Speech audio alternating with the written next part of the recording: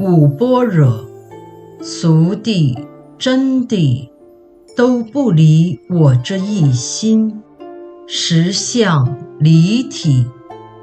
依此观察，没有我执、见惑、思惑，没有自私、自利、名利、染污，那就是心里的真实相，实相般若。